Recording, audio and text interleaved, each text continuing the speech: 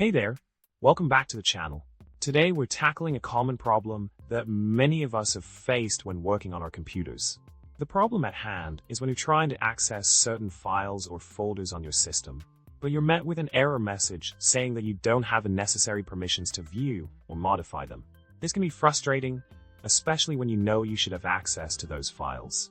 But fear not, as we have a solution that can help you overcome this pesky issue.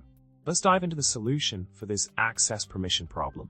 By changing the ownership of the files or folders in question, you can regain control and set the appropriate permissions for your user account.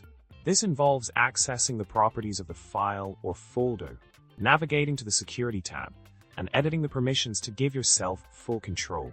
Once you've made these adjustments, you should be able to access and manage the files without any more hassle. It's a simple fix, but it can make a world of difference in your day-to-day computing experience.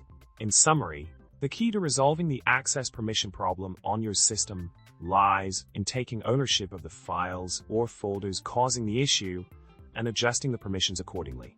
By following the steps we outlined, you can regain control and eliminate those pesky error messages once and for all.